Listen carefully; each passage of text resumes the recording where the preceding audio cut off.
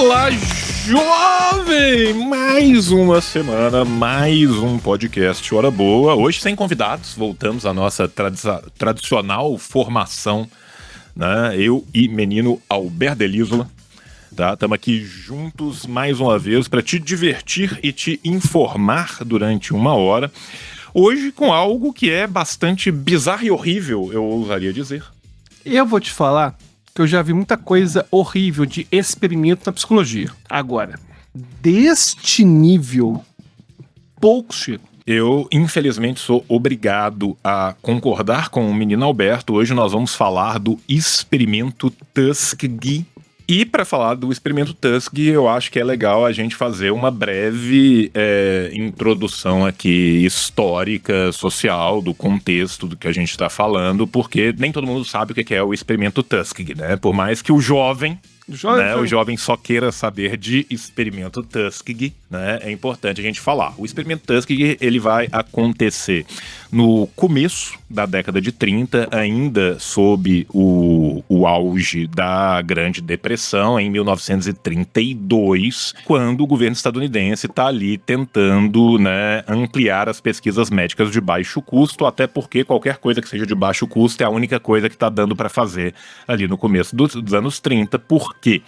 Porque a década que vai vir depois do crash da Bolsa de Nova York, da Bolsa de Valores estadunidense, é uma década de pobreza indômita nos Estados Unidos. Se porventura a gente teve nos anos 20, né, todo aquele Belle Époque, todo aquele Roaring Twenties, toda aquela loucura dos anos 20, com consumo de massa, com acesso, aquilo vai ser subrepticiamente destruído com o crash da Bolsa. E nós vamos ter dois momentos muito diametralmente opostos nos Estados Unidos. Por quê? Porque num primeiro momento, depois daquele crash geral, com os bancos quebrando, com as indústrias falindo, com todo mundo perdendo poupança, todo mundo perdendo emprego, a gente tem ainda uma esperança parúsica do lado capitalista de que as coisas iam se consertar misticamente do nada. Então os primeiros anos não são anos de grandes investimentos, não são anos de grandes reparos, porque a galera tava acreditando que aquilo meio que ia dar certo do nada. E não deu certo do nada. O que a gente teve? A gente teve um desemprego estrutural brutal, chegando a 25% da força de trabalho. Na época, cerca de 13 milhões de pessoas, né, não conseguindo emprego nenhum, e nós ainda não estávamos sob a égide do subemprego atual, então emprego nenhum era emprego nenhum mesmo. Se a gente compara 1932 com 1929, a gente está no momento de uma produção industrial caindo quase 50%. Os salários também dos poucos empregos que foram mantidos foram decaídos, quase na sua metade também. Boa parte dos trabalhadores empregados tinham um corte de jornada enorme, porque não adiantava produzir, porque você não tinha para quem vender. Então, nós estamos falando numa sociedade que estava ali num processo de uma espiral de bancarrota. As crises contumazes do capitalismo vieram dessa vez com uma força igual não tinha vindo ainda na nossa contemporaneidade. Para além disso, a gente tem uma sociedade com uma desigualdade social absurda, enquanto os bancos vinham sendo salvaguardados pelo governo, as pessoas não, né? Mas que novidade. Que surpresa, né? Não é como se tivesse acontecido o mesmo em todas as crises depois e em todas as crises antes. Então foi uma grande surpresa para todos quando os governos optaram por salvar os bancos. As pessoas, boa parte delas estavam vivendo em favelas improvisadas, porque elas não conseguiram também manter os pagamentos das suas casas, os pagamentos dos seus imóveis, as chamadas Hooverville, em homenagem ao Hoover, né, o presidente. A agricultura também estava completamente devastada, porque eles sofriam não só com os preços baixos, mas também com a crise da própria agricultura que passa a varrer aquilo que vai ser chamado de Dust Bowl, né? De o bolsão de poeira. Por quê? Porque nada era plantado, não se tinha dinheiro para plantar e, além disso, você teve alguns problemas também meteorológicos na época. Ou seja, desconfiança total nas instituições financeiras, desconfiança total nas instituições políticas, uma sociedade completamente estruturada pelo racismo, as leis de segregação, as famosas leis de Jim Crow em pleno vigor, e essa crise vai dar força a ideologias cada vez mais autoritárias e eugenistas, que são vistas como uma solução, entre muitas aspas, científica para um problema social. É nesse cenário que experimentos médicos antiéticos vão parecer uma situação aceitável para as autoridades. E aí eu vou passar aqui para o menino Alberto para que ele possa nos comentar alguns elementos. Um ponto interessante é que começa certo. E isso que é engraçado, que parece que existe um teto moral que aí ele vai sendo elevado. Agora quer saber? Foda-se. A gente, em 1929, vai ter uma pesquisa séria que foi feita com o Dr. Thomas Parham. Foi um estudo de sífilis de 29 a 30, que era para demonstrar o fardo da sífilis. Ou seja, simplesmente não era uma intervenção, era conscientização dos problemas da sífilis, como que ela funcionava, como que ela, as fases, etapas. Era uma foto do Nietzsche completamente louco de sífilis. Exatamente. E, inclusive, tinha ideias de campanhas educativas. Uhum. Ou seja, naquela época já tinha essa ideia de que tem que educar. E aí, tinha um cara que era um multimilionário da época, que era um filantropo, como todo multimilionário. Claro. Não é que ele tá buscando remissão fiscal. Não, de jeito algum. Tá. O Julius Rosenwald, que era na época presidente de uma loja, que eu sei que o João já foi, que era presidente da Sears. Sim, a Sears, inclusive, minha avó falava isso. Quando abriu a Sears em Belo Horizonte, né, antes da Mesbla, antes da C&A, ela teve A gente tá velho e a gente teve né? Sears. Você chegou a lembrar? Eu cheguei a comprar na Sears, porque eu sou mais velho que você. Você lembra da Sears? Eu lembro da Sears. Teve Sears, a Sears vira Mesbla, a Mesbla vira C&A. Isso. Tá? A Sears foi a primeira escada rolante de Belo Horizonte. Minha avó me conta que quando abriu a escada rolante, ela morava em Pompéu, vinha em Belo Horizonte uma vez por ano, pra ir no médico e tal. Tinha um cara vestido de terno no alto da escada rolante, segurando sais. Porque as senhoras, quando subiam a escada rolante, o movimento era tão drástico que elas se sentiam tontas. Então um cara bonitão vinha, abraçava a senhora e colocava saios nos seus narizes para que elas conseguissem adentrar ao segundo andar da Sears. Bonito, né? Essa etapa eu não cheguei a pegar, não. Eu sinto muito, eu queria que um cara bonitão tivesse feito cheirar sais no segundo andar da Sears. E o que aconteceu? Esse Julius Rosenwald tinha um fundo que investia em pesquisa. Uhum. E aí o governo não queria perder esse fundo, tem que gastar, tem que fazer algum tipo de pesquisa com isso. Inclusive, o próprio Julius Rosenwald, que era o patrono aí do fundo, ele não tem culpa no Tuskegee. Porque ele morreu em 32, que era quando ia começar o experimento. Então, simplesmente. E o que aconteceu? A gente teve um experimento que foi um estudo de 1891 a 1910, que foi uma análise de 2.000 pacientes que tiveram sífilis e que não foram tratados. Só que como foi esse estudo? Foi estudo em retrospecto. Eles não chegaram e deixaram os caras... Vou deixar o pau quebrar. Não. Eles pegavam simplesmente os arquivos de quem não recebeu o tratamento. Isso existe até hoje. Sim. Você pegar o estudo... Afinal, quem que vai deixar alguém pegar a sífilis e deixar o pau quebrar? Pra ver o que acontece. Cara, isso aí era coisa que acontecia com o Charcot. Charcot, na época dele, lá não tinha o que fazer. Na Salpêtrière... O jovem quer saber de Salpêtrière. Desculpa, mas ele quer saber de Salpêtrière. Ele tá ansioso por isso.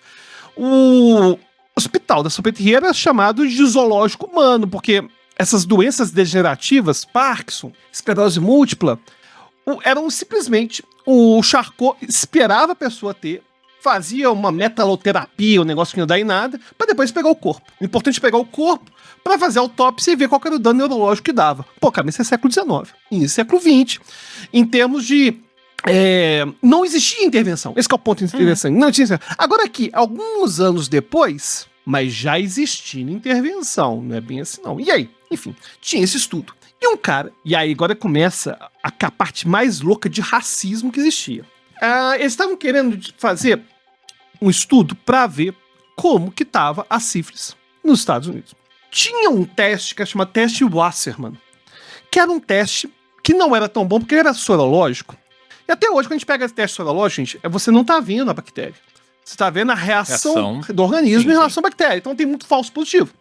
Mas, enfim, tinha uma ideia de fazer um projeto que ia ser financiado pelo dinheiro do Julius Rosenwald e também dinheiro do governo, que não ia ser só esse dinheiro do Julius Rosenwald, de fazer 2 etapas. Primeiro, de pegar 6 estados do sul dos Estados Unidos. E aqui eu acho que a gente tem que colocar uma vírgula aqui, porque do sul dos Estados Unidos. Pode falar por que é o sul dos Estados Unidos. Vamos começar. O sul dos Estados Unidos já era pobre, já era dependente de agricultura de subsistência e principalmente do sistema de sharecroppers.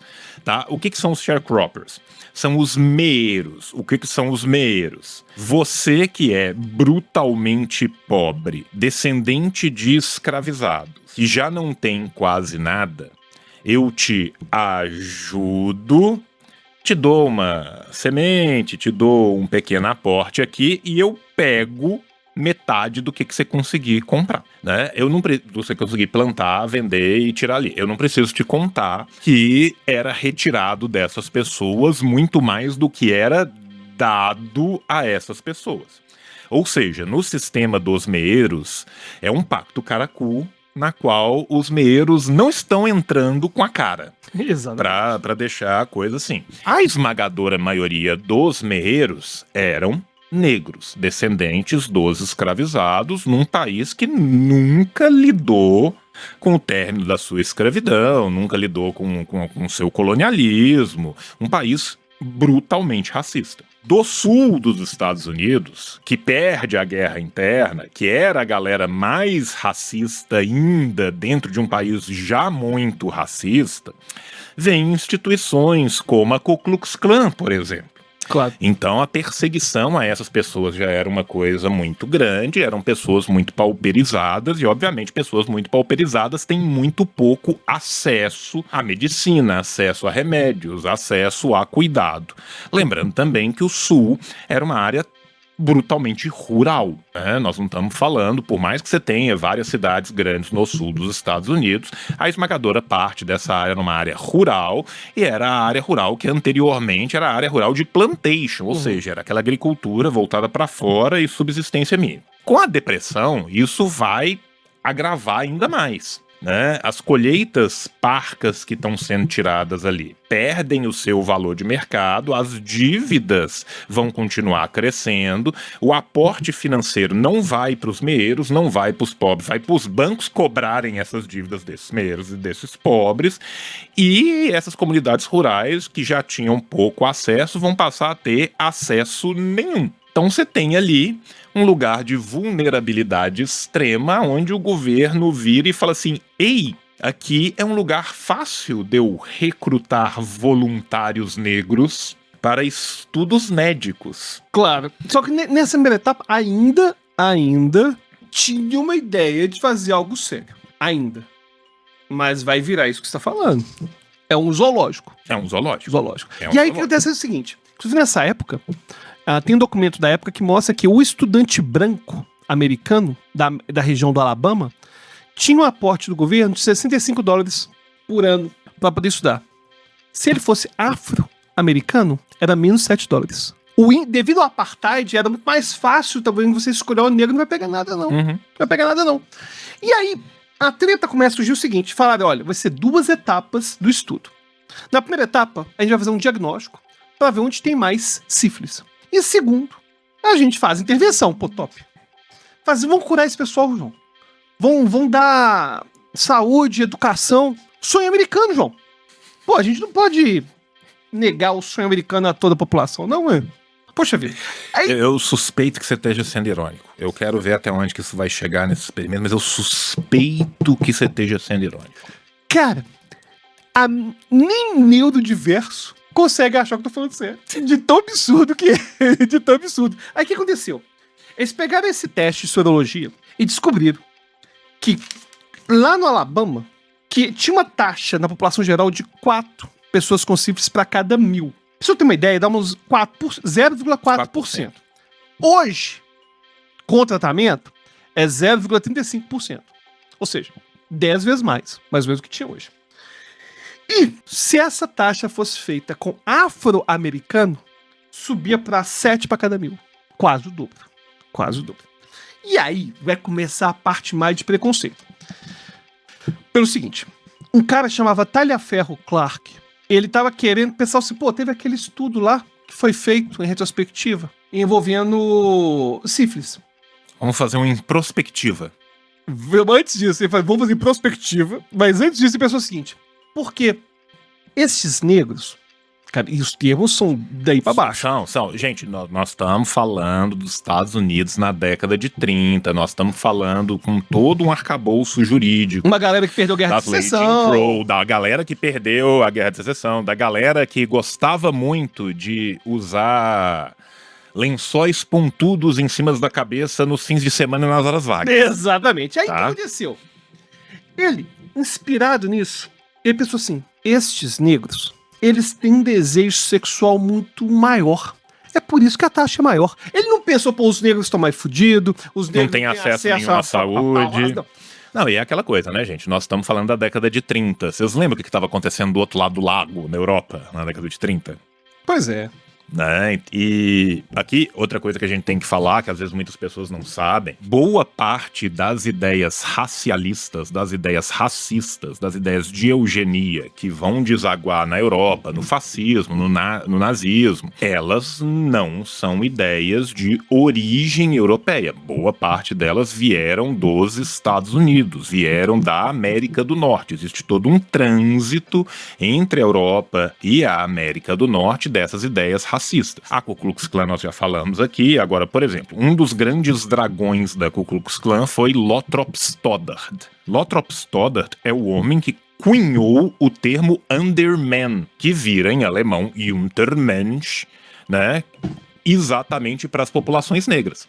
O Lothrop Stoddard, que é esse grande dragão branco, que é um dos responsáveis pelo filme The Birth of a Nation, de 1919, que é o filme da Ku Klux Klan, ele foi simplesmente conselheiro de 3 presidentes estadunidenses, sendo 2 democratas e 1 republicano. A ideia de solução final, a primeira vez que se usa o termo solução final, não é na Europa, não são os nazistas. É Campbell Scott, no Canadá. É o cara que era o chefe do departamento das populações indígenas, ou seja, era o presidente da FUNAI do Canadá, que perguntam para ele, e essas populações indígenas? Ele responde, if they all die, we'll have a final solution. Se todo mundo morrer, é uma solução final. Qual que é a melhor forma de lidar? Mata todo mundo. Então, é esse tipo de ideia, é esse o pano de fundo social que nós estamos tratando aqui. Eugenia sendo visto como se ciência fosse, gente racista, brutalmente racista, nas posições de poder, aí o cara olha aquele dado ali, o que ele enxerga naquele dado? Ele não vai falar assim, os negros não têm acesso social, os negros não têm acesso à medicina. Não, os negros têm uma fome sexual maluca e por isso eles pegam mais sífilis. Porque a gente pega a origem da criminologia com Lombroso. Sim. Algo parecido, pra quem não sabe, pegava o crânio, começou a pegar o formato de crânio como que é a cabeça de um criminoso. Na verdade, eram simplesmente populações que estavam fragilizadas socioeconomicamente, estavam mais expostas ao crime, certo? Agora, inclusive tem uma coisa complicada, é que existem sim doenças que estão mais conectadas com certos perfis de ancestralidade genética, que não tem a ver com isso. Não, sim, não tem nada a ver com isso. Anemia falciforme. Exatamente. Anemia falciforme. Se você pega, por exemplo, esclerose múltipla, é uma doença que vai pegar muito mais gente europeia, sim, do que gente que tá no sul, ou seja, a doença celíaca pega mais gente europeia. A hipertensão arterial pega mais negro, beleza. Bom, lá, primeiro, vamos entender. Não estamos falando de fenótipo e a gente tá falando de ancestralidade genética. Que não tem nada a ver com o que tá sendo feito aqui. Não, aqui é só racismo. Aqui é só racismo. Aqui é só racismo. E o negócio só piora, por quê? O que estava acontecendo? Eles tiveram então a ideia de, olha, vamos inicialmente ajudar esse pessoal, vamos... Enfim, e essa região de Macon, lá do Alabama, que teve esse experimento em Tuskegee, era um dos lugares mais pobres que tinham. E, cara, e o que acontecia? Tinha um termo na época chamado Bad Blood, que seria sangue ruim. Bad Blood era um termo genérico para falar de um monte de doença misturada. Então, o pessoal, tô com... Igual a pessoa, às vezes, usa hoje algo parecido no português, quer falar que o sangue tá ralo. Sangue tá ralo, sim. Sabe? Então, usava esse termo Bad Blood, tentei que a... Ou senão você tem que ralear o sangue. Tem que ralear o sangue. Tem que ralear o sangue. O problema é que tem que ralear. Então, quando falava que alguém tinha bad blood, podia ser sífilis, podia ser anemia, podia ser qualquer outra doença venérea. Qualquer coisa ali. Podia pressão alta, enfim, tudo falava que tinha que ir bad blood. E aí o que eles fizeram? Vamos começar a fazer essa primeira etapa, que é a etapa de investigação. Beleza, foi feito. Agora, o segundo, intervenção nunca existiu. Só que eles tinham 2 objetivos. Que foi aí que começou as coisas mais absurdas do Talhaferro Clark. Que foi o seguinte: você vai acreditar, o João não vai acreditar, mas se eu te falar que tinha motivo comercial, financeiro, por trás desse experimento. Você tá me dizendo que nos Estados Unidos da América tinha um motivo comercial e financeiro para exploração de uma população? Exatamente. Eu não posso crer. Não tem como crer, não tem como posso crer, não posso crer, não posso crer. O que acontecia? Porque nessa época... Você está mentindo, Aldo. Nessa época, esse teste que eles fizeram do Wasserman de sorologia dava muito falso positivo. Uhum. E a indústria tava precisando ganhar dinheiro, pois estavam quebrados. E tem que melhorar esse teste, tem que criar testes novos. E qual que é o problema? Esse Treponema pallidum, que é o nome da tal da bactéria, ela era muito frágil. Você não conseguia ter cultura disso em laboratório. Então você não conseguia, ter um laboratório para poder testar sorologia e tudo mais. Pô, mas o cara teve uma ideia. E se a gente pegasse um grupo que já tá com sífilis, a gente vai ter acervo eterno, até essas pessoas morrerem, de sangue contaminado para poder desenvolver os testes. É só não cuidar. É só não cuidar. E a história é tão absurda. O que aconteceu? Eles chegaram nas igrejas de negros, lembrando que tinha apartheid, e falaram, olha, a gente vai ter uma intervenção médica para curar você que tem bad blood, que tem um sangue ruim. A galera ia para lá para ser curado. Inclusive, olha, eu peguei aqui a tradução do como que esse pessoal foi convocado. Primeiro, para fazer o diagnóstico, foi a primeira etapa. Depois recebiam em português falando algo assim: algum tempo atrás, você passou por um exame bem completo. E desde então, esperamos que tenha recebido bastante tratamento para o bad blood. Agora, você vai ter a sua última chance de fazer um segundo exame. E esse exame é muito especial. E depois de concluído, você receberá um tratamento especial, se acreditar que você tem condição de suportá-lo. Lembre-se, em letras garrafais, você tem isso inclusive na internet, o original. Esta é a sua última chance de receber um tratamento especial gratuito. Não deixe de encontrar a enfermeira. Cara, o remédio era chamado de remédio rosa. Sabe o que era isso? Aspirina. Agora, vamos lá. O que existia na época? Porque não existia penicilina ainda. Uhum. Não tinha.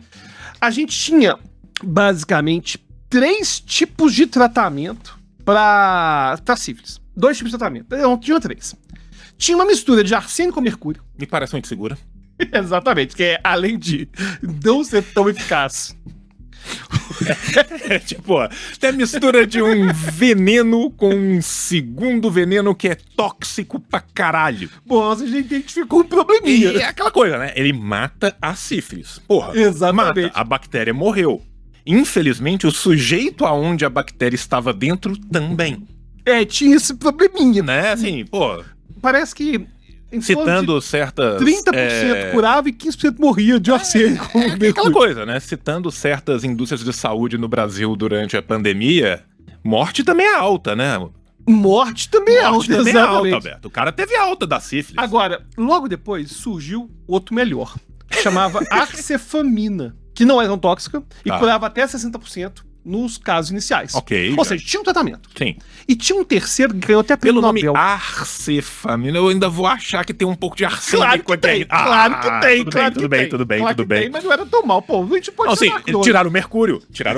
Foi Porra. top. Tiraram o mercúrio.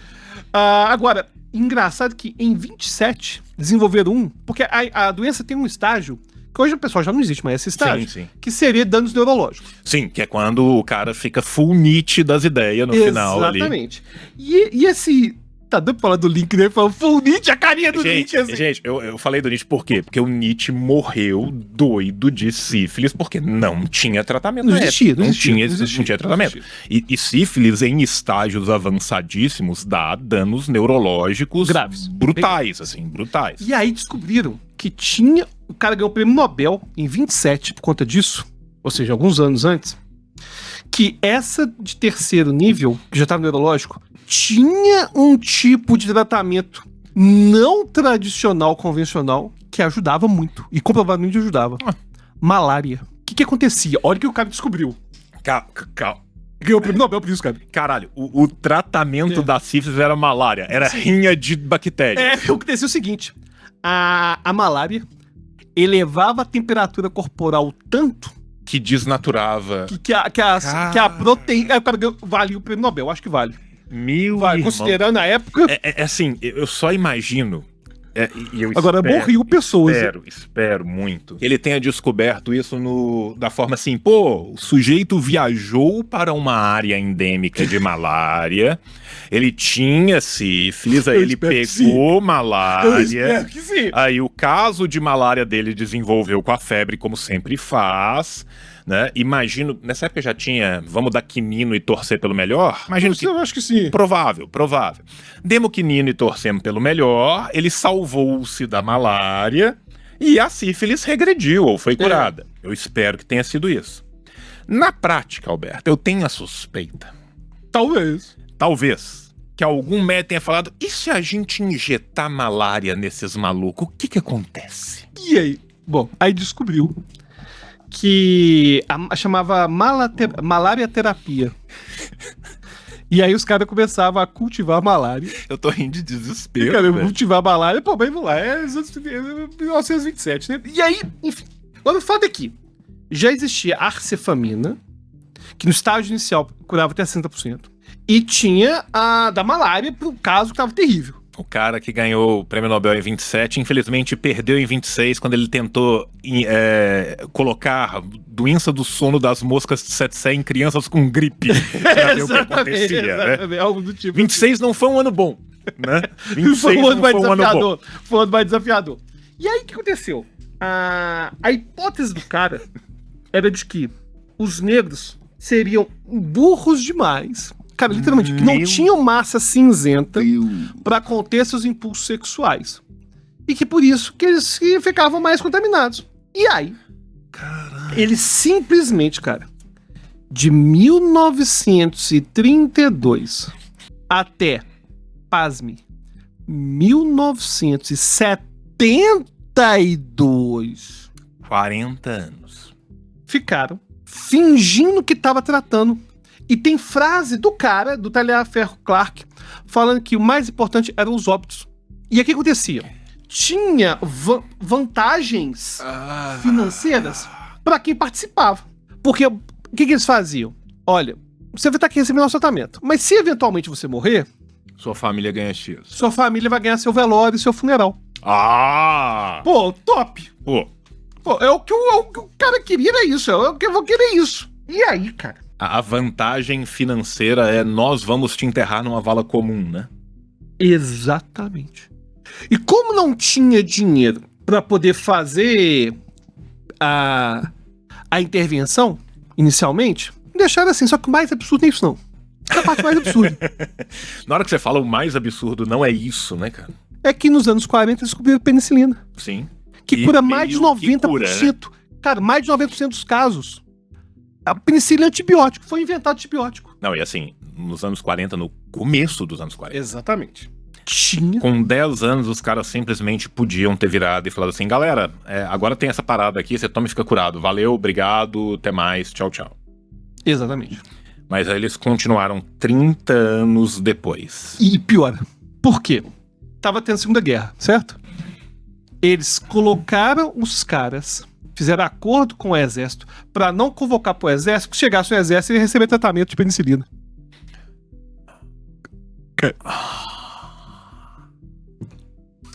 E, além disso... Para, cara. Cara, é tipo isso, saca? Assim, em algum momento, alguém tem que tirar a pá de quem tá no fundo desse poço cavando. Não, e o estudo teve 600 pessoas que tinham bad blood. 399 estavam infectados. Pra prever o tanto que a doença progredia e deixa o pau quebrar. E 201 que tinham bad blood, mas não tinham sífilis, viraram de grupo controle. E aí deixaram. E detalhe o seguinte... partes absurdas. Não era secreto. Não era de domínio público, porque é bem diferente. Sim. Mas os artigos científicos... Os artigos científicos eram publicados, estavam contando sobre o que estava acontecendo. Não é um negócio... Por exemplo, unidade 731. Pô, tô defendendo unidade 731 não, certo? Deixar claro, pelo amor de Deus. Não, mas é muito diferente. A unidade 731 era secreta. O grande público não tinha acesso. Isso não tinha uma publicação universitária falando esta semana na unidade 731. Saca? É muito diferente. Pois é.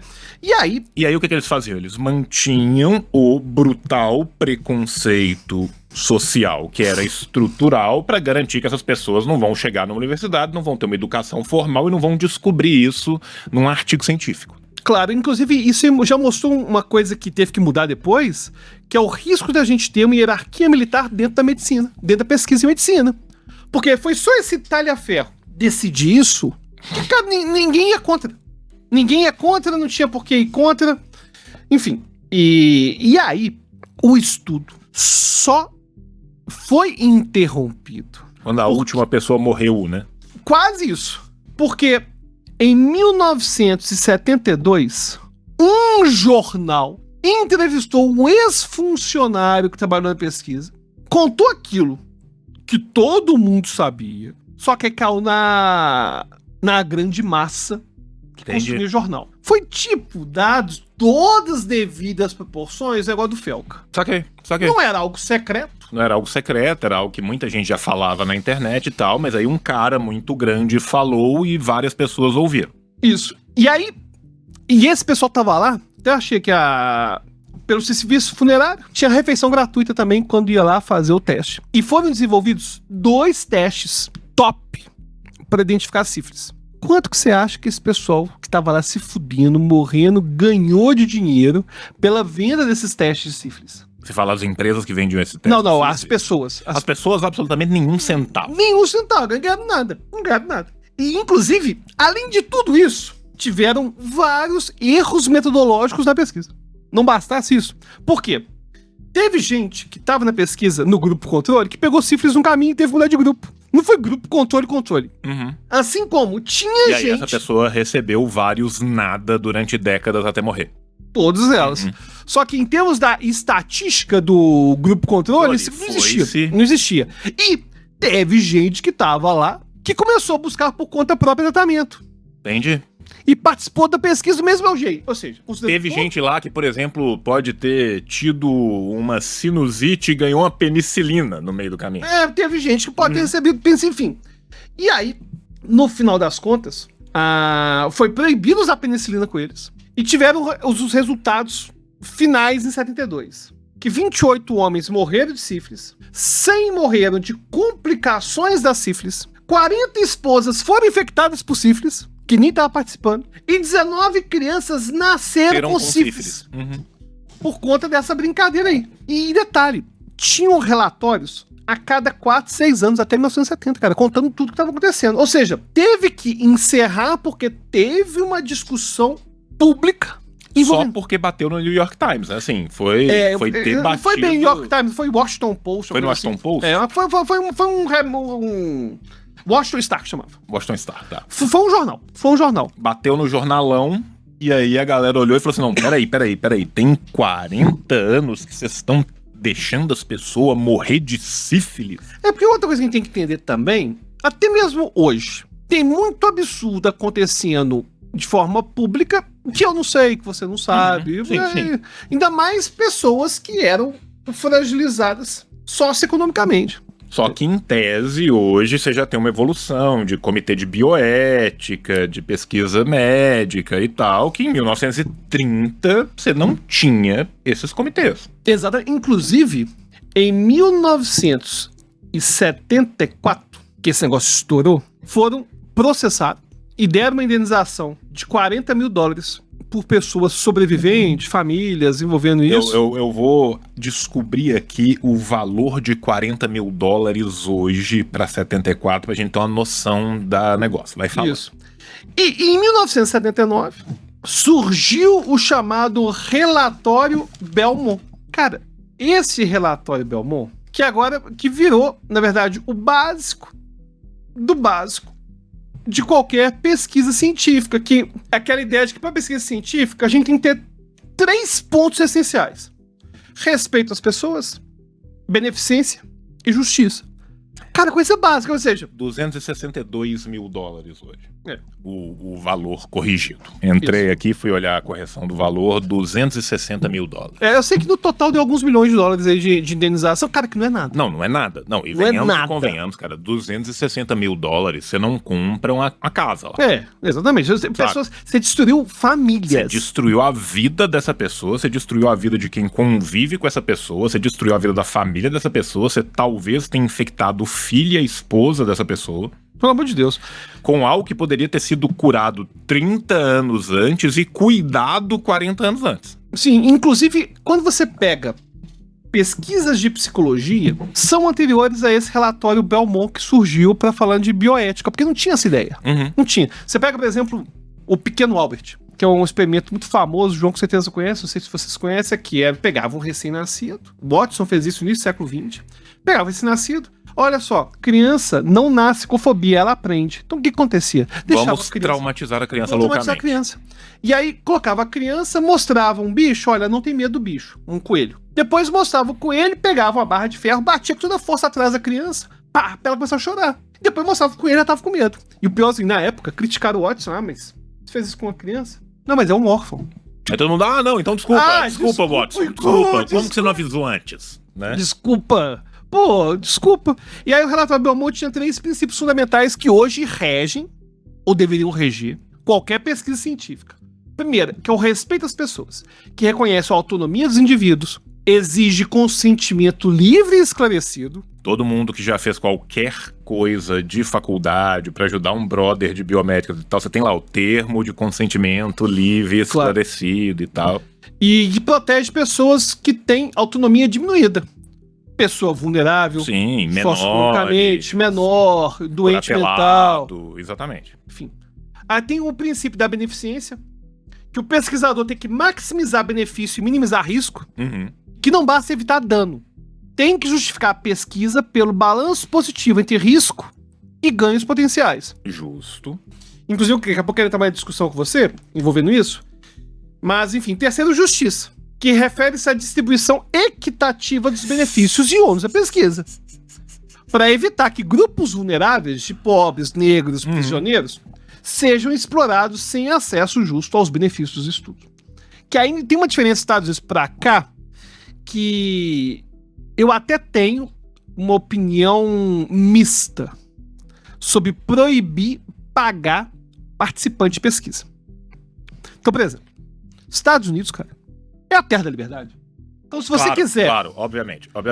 Você todos nos Estados Unidos são totalmente livres para morar dentro dos seus carros horríveis e trabalhar 3 empregos e contrair várias dívidas. Mas tem gente que opta por não ser assim. Claro, inclusive tem uma coisa engraçada, cara, que eu não sabia. Você deve saber dessas coisas dos Estados Unidos, você entende mais dos Estados Unidos que eu, que é loja de coisa podre.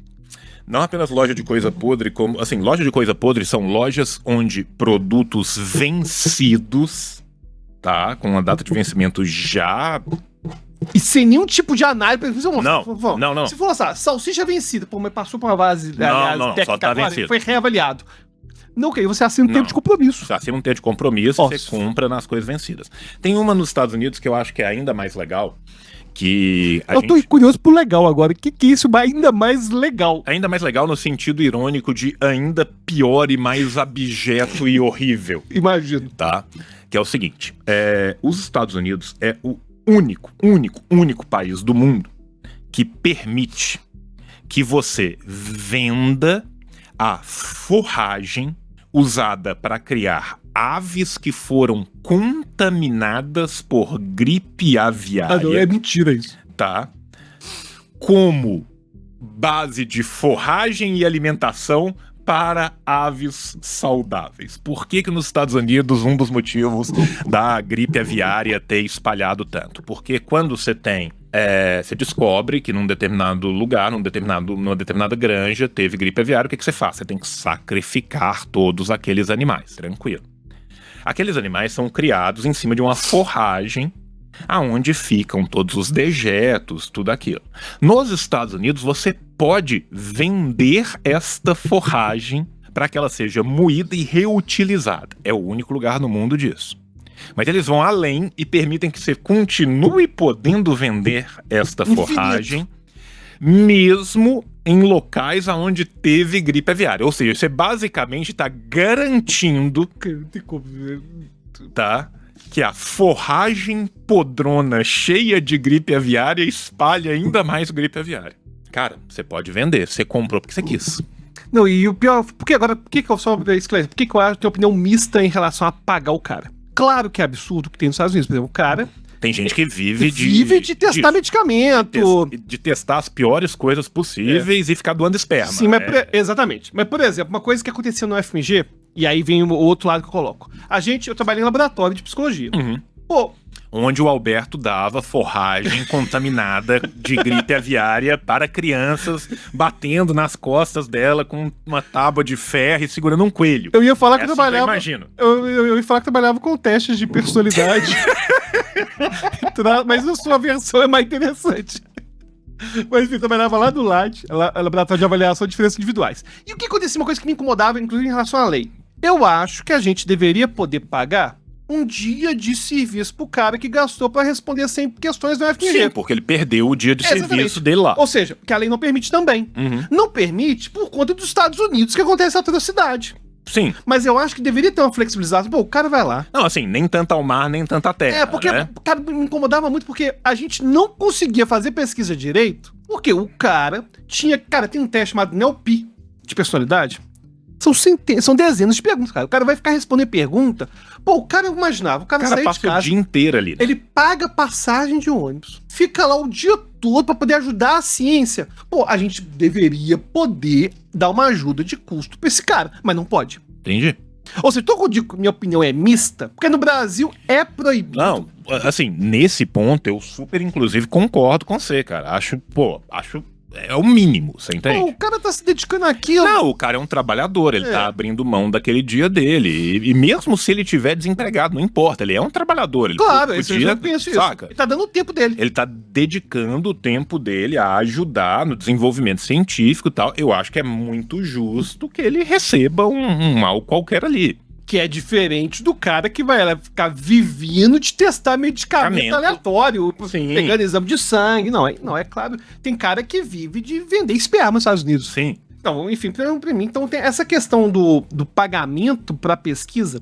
Eu sou a favor de alguma medida ter alguma ajuda. Alguma maleabilidade em determinados casos. Né? Porque, cara, fazer pesquisa em psicologia é muito mais difícil que fazer pesquisa em medicina, porque na medicina o cara já tá no hospital. Então, pra você fazer um estudo randomizado controlado, olha, você quer participar da pesquisa? Pô, assina isso aqui, já tá no hospital, os caras já estão lá, eles já querem testar o medicamento novo, pô, todo mundo assina, tem 2.000, 4.000 pessoas. Cara, no FMG, pra gente juntar 100 pessoas numa pesquisa, no mesmo estado, porque tem que ser o mesmo estado socioeconômico, enfim, não é pegar uma pesquisa na porta da Fafiche, na porta lá do pessoal que tá vendendo droga, não, pô, falei vendendo droga, tô zoando, viu, gente? Fazendo ironia aqui. Porque eu sou excessivamente irônico, nem parece que eu sou tão neurodiverso assim.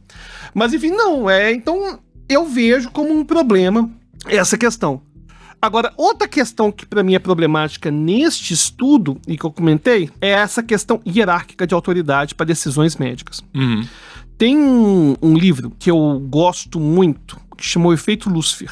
E assim, só uma pergunta aqui, que você estudou o estudo muito mais a fundo do que eu. Que Deus que morreu, que tornou o Talhafico Clark lá, o imperador da porra toda? Vou descobrir isso agora, porque realmente não fala. Não fala. Saca? Porque assim, Aqui, ó. como que em nenhum momento ninguém ao longo de 40 anos virou e falou assim, gente, se pá. Cara, esse pá foi promovido, cara. Vamos ver aqui. Saca? Assim, me impressiona o fato de ninguém, em momento nenhum, ao longo disso... E porra, cara, beleza. Anos 30, preconceito pra caralho.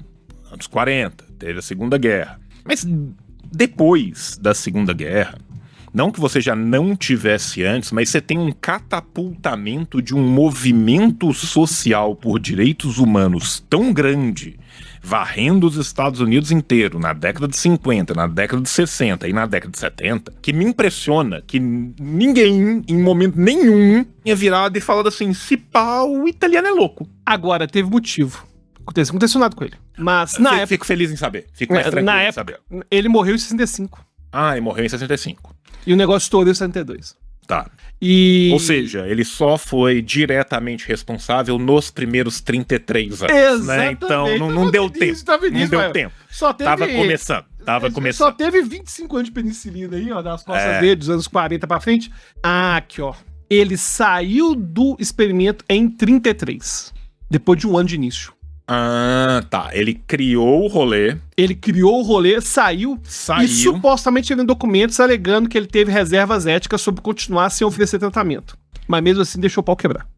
Teve Entendi. um ano. Ele ficou um ano lá dentro e virou assim e falou assim, porra, moçada, se pá, essa ideia aí não é tão boa. Não é tão boa assim, mas ele acabou se afastando. E aí ele se afastou, mas quem continuou o experimento falou, levaremos adiante as ideias. As lições de Talhaferro Clark até o inferno. Agora, você vê que nos anos 70, em 72, quando você gosta de ficar no jornal, já tava comparando com o nazismo. Já tem Panteras Negras, ou seja, já tem um Estados Unidos. Não, pô, você tem Freedom Riders desde a década de 50, você vai ter Martin Luther King, todo mundo, porra. Então, o impacto que o jornal causou foi forte também. Agora, tava falando de efeito Lúcifer, porque esse livro vai falar do experimento da prisão de Stanford, que é cheio de viés, que eu até comentei aqui em outro episódio, que o problema de replicabilidade dos estudos de psicologia. E assim, né, pra replicar igualzinho tem que fazer o estudo de outra forma, né? Tem que fazer um estudo diferente, porque... Não é exatamente o estudo da Universidade de Stanford, é o estudo da Universidade de Stanford, mais o demônio que chega no ouvido do cara e fala assim, ei,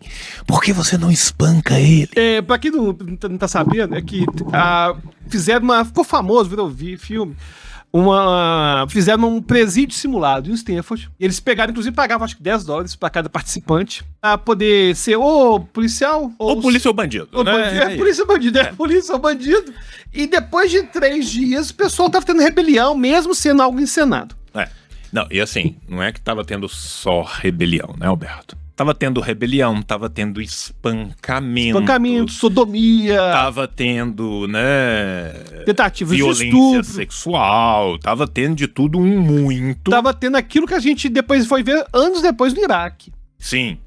Que, inclusive, o próprio Zimbardo, que foi o autor do estudo, foi chamado lá no Iraque. Mas aí a treta que foi descoberta depois é que descobriu-se que não foi espontâneo. Não. Que deu a treta porque o Zimbardo ficava, vai lá, dá um pau no cara.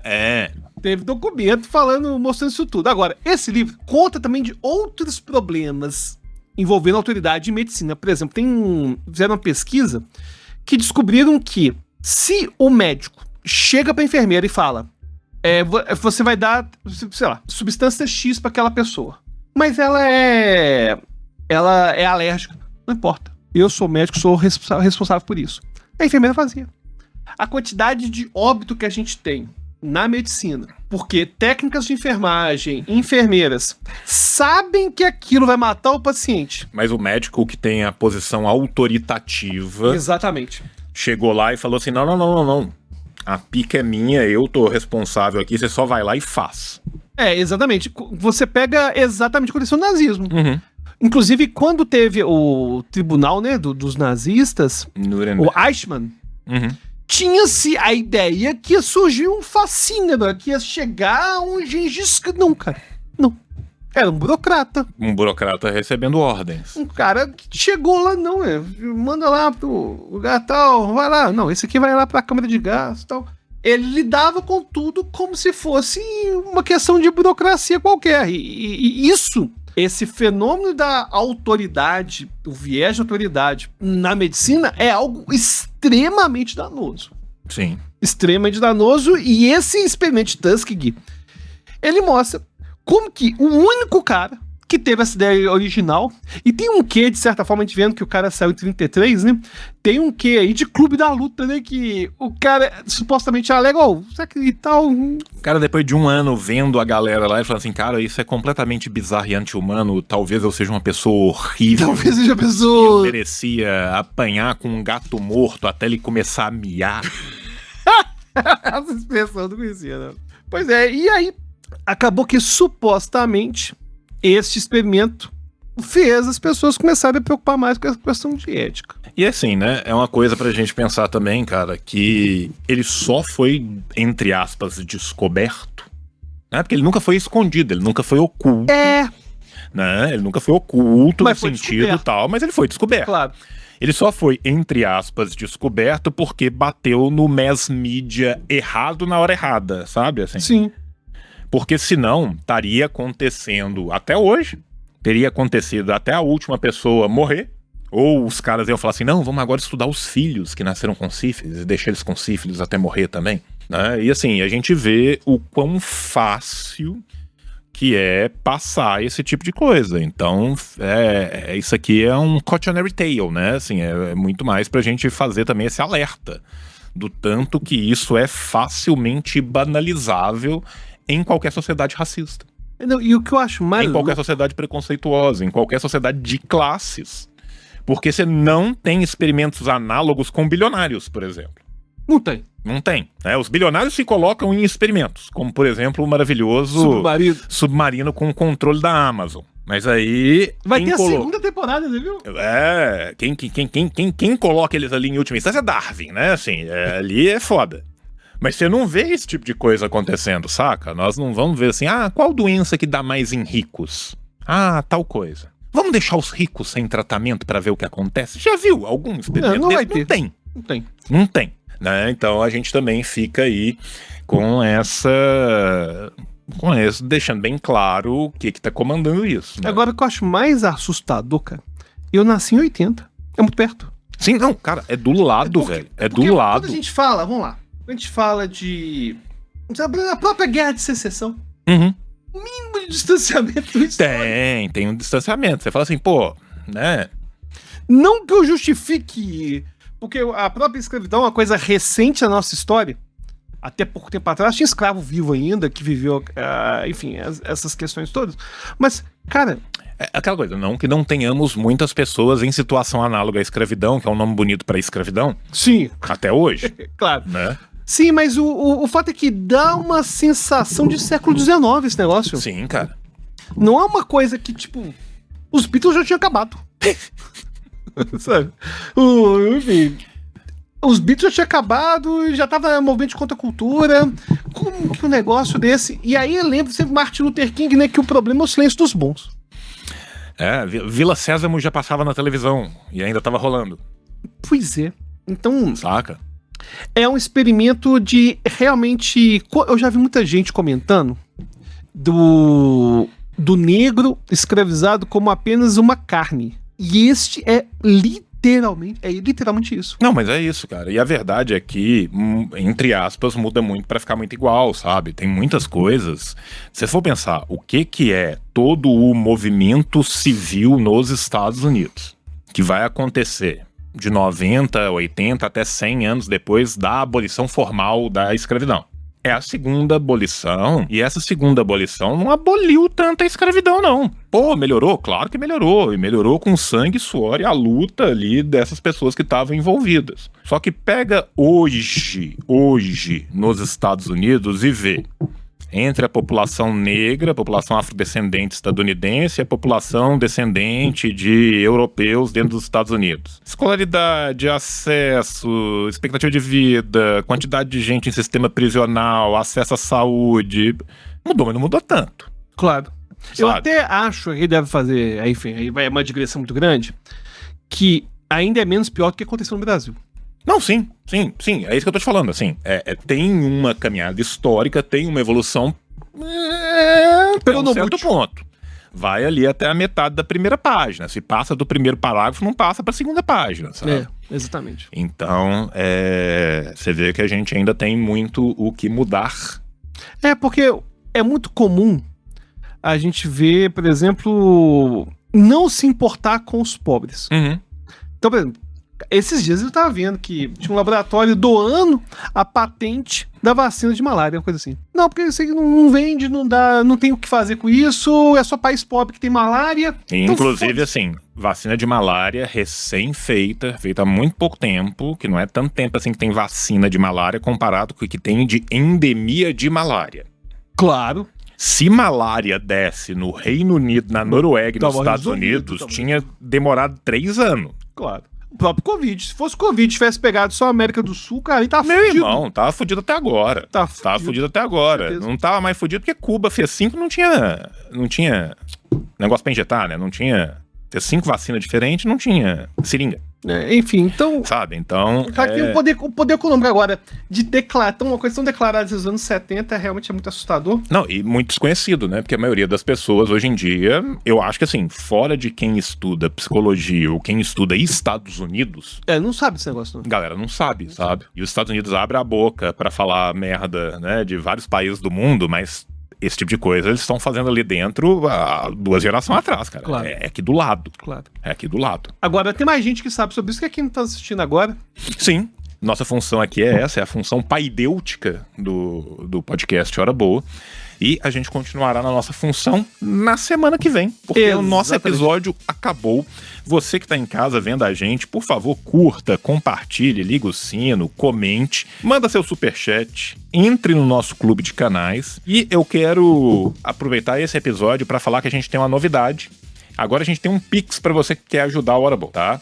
É o mesmo e-mail do Hora Boa. Então, horaboapodcast@gmail.com. Quem quiser pode mandar o Pix lá para ajudar o Hora Boa pro nosso projeto continuar. Estamos aí na nossa 2ª temporada, rumo à 3ª, rumo à 1000ª temporada. Se eles continuarem nos apoiando e nos assistindo. E você, que é uma marca, tá vendo aí, fala assim, nossa, que legal esse podcast, eu queria estar anunciando com esse podcast, pode mandar pro mesmo e-mail do Pix, olha só o product placement aqui, horaboapodcast@gmail.com. Semana que vem a gente volta com mais um tópico muito legal de divulgação científica. Um beijo no seu coração. Vai agora pro canal do Albertinho, que vai ter live lá, tá continuando até as lives lá, de neurociência, de mentalismo, de hipnose, de tudo isso aí. Um beijo no seu coração, até a próxima. E tchau, tchau! Valeu!